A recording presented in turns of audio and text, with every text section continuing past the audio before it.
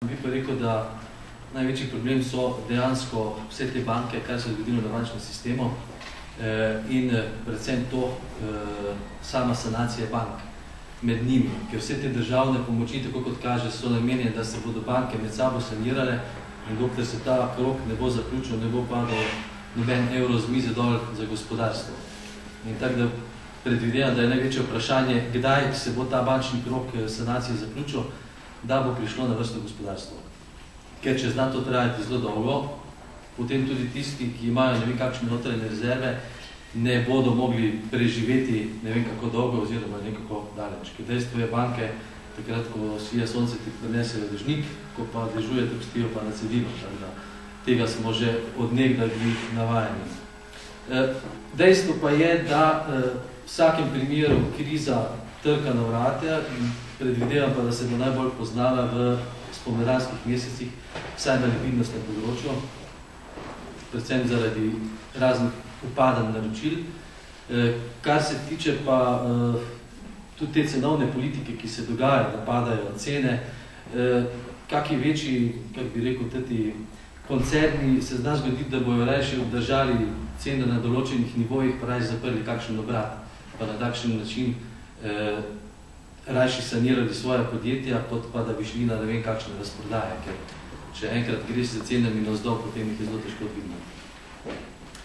Tako da, predvsem to, vse je odvisno od bančnega sistema. Tako kot ste vi rekli, tista mala podjetja, kar se tiče določenih razvojev, določene alternativne vire energiji, pa to, če lahko rečem nasplošno, vprašanje, če bodo lahko v tem času šle naprej oziroma preživele, ker recimo, da pred kakim letom dvema je bilo so bile ta mala podjetja, njihovi, kak bi rekel, razvojne možnosti so bile zelo velike in sigurno so šle v projekte za bankami. Zdaj, ko je projekt mogoče na sredini celotne tiste investicijske dobe, pa da se banke umaknejo, pa se zna zgoditi, da marsik do tega ne bo zvozil. Tako da, mislim, da kriza šele prihaja, da glavna bo udarila na brezposelnosti, predvsem pa predvidevamo, da zelo močno na likvidnosti. Bi pa tudi vas vprašal, kaj vidite za naprej, oziroma predvsem me zanima, kdaj se bo sanacija med bankami končala ta krok, da pride potem sploh gospodarstvo na vrsto z sprostitvijo sredstva. Leto pa pol nazaj sem prvič zasledil izraz credit crunch, krč, pravzaprav krč. In takrat se je začelo govoriti o krizi zaupanja, o tem, da je določena okužba prišla v sistem. In seveda, zdaj se je to realiziralo. Rabili smo leto pa pol, da smo prišli. Zdaj, ali je že to, bom rekel, končni nivo ali ne, težko govoriti. Jaz mislim, da banke tudi brez gospodarstva ne morejo preživeti. Konec koncev, one so tu zato, da so posrednik med tistimi, ki imajo viške in tistimi, ki te viške lahko koristno investirajo in dodano vrednost potem vrlo. Tako da, zdaj, zakaj banke v tem trenutku ne želijo evre odrezati gospodarstvo? Če jih sploh imajo za gospodarstvo. Če jih sploh imajo. Jaz mislim, da, bom rekel, vedno je pač potreben nek čas, sigurno. Zdaj, v Sloveniji smo še pred pol leta bili po mojem čisto drugi situaciji kot danes. In bom rekel, na tem globalnem nivoju, ko se mastodonti začnejo obračati, se veste, ko pravijo, da se sloni tepejo, se boljše umaknati, dejansko pol leta ni nek zelo velik čas. Seveda je pa vprašanje, koliko bo kolateralne škode.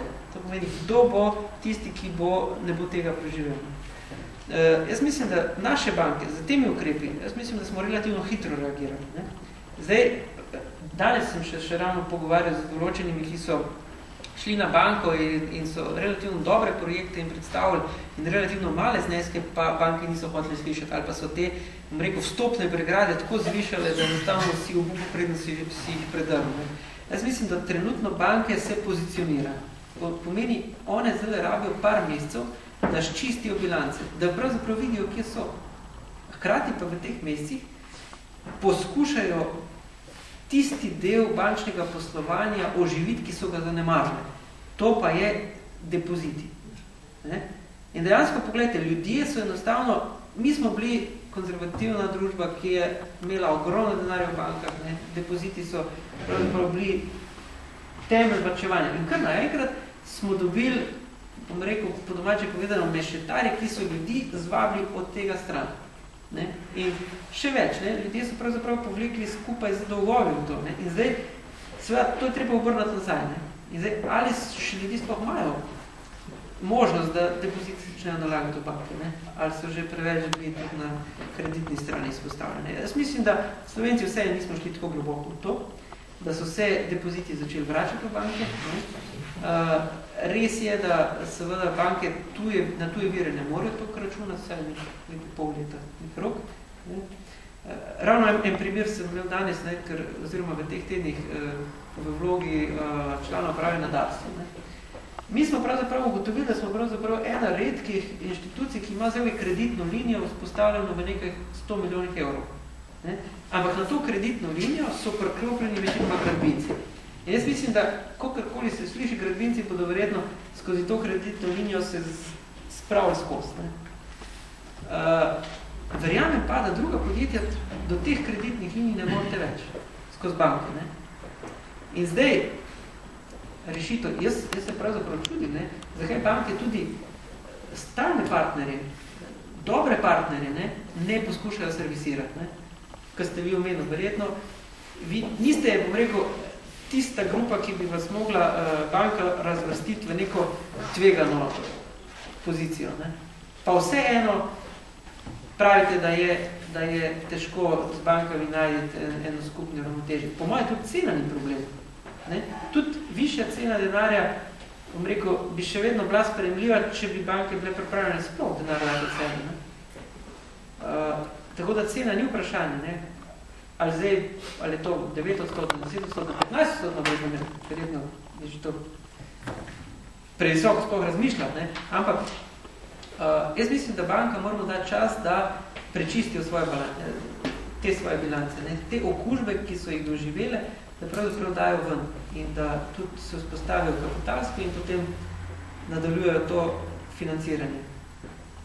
To je vprašanje, recimo jaz sem bral, oziroma vem, da imam informacijo, Nova kreditna banka Maribor konkretno bi ne imela za 3 milijone evrov, ne, teh kobajagi okuženih naložb, ne, ima pa kao oziroma v tretjem kvartalu 44 milijonov evrov dobička, ne. Recimo, če to je pokazati. Banke sanirali skozi totale krizo, to je vsakem primeru, ne, tako se ponavadi, ne, ampak po drugi strani pa tako si prej povedal, ameriški proizvajalci avtomobilov pa ne dobijo kredita in gospodarstvu dejansko banke ne pomagajo. Ne? Komu bojo potem banke posojali, če bo gospodarstvo propadlo? Pa tudi, ko imaš recimo konkretne investicije, dejansko težko zdaj, da dobiš kakšen koli denar, oziroma celo tako je, ne? To so vse male izkušnje, kredit odobren že maja, zdaj bi se mogel spustiti, dejansko denar je šel v centre. Ni denarja. Sem pogledajte, če je država dala poroštva bankam, a jim je dala zato, da zdaj oni sanirajo svoje okužene naložbe, ali jim je dala zato, da financirajo realni sektor, da posluje v obsegu poslovanja, kot so potrebe na trgu. Saj ni vse samo industrija, ki je seveda ključna, dovolj je, da že dobavitelj, ne vem, hrane, recimo, ne servisira industrije, tako kot je potrebno, in se začnejo trgati reproverige, ko se bojo pa začele trgati, pa ne bo več tega mogoče kar tako vzpostaviti in potem še nekajkrat više bančne garancije, državne garancije ne bojo nič pomagali. In tu se res tako, zdaj razumem, torej banke se pač prepočasi, kot neki mastodonti, prepočasi obračajo. Ampak reagirati je pa potrebno hitro. Do septembra je bila situacija povsem druga, kot je pa zdaj po septembru, ki se kaže po vsem drugačnem trendu, pa verjetno to v gradbeništvu, v avtomobilski industriji ali v kakšni drugi industriji, ker sem jaz, to niti ni zdaj pomembno. No, glavno problem je po moje tukaj, ne, ker dejansko je največje nezaupanje ravno med bankami. Ne. Med bankami. Zato sem domenil za nalaž enka BEM pa nekih 3 milijone evrov kobajagi nekih slabih naložb. Ne. Medbančni trg ne laufa, ne, pa tudi ne laufa naprej. To je po moje kec zgodbe. Ne. In pa vse podružnice bank v tujini, recimo, ne, so dejansko svoj denar potegnili nazaj v centre.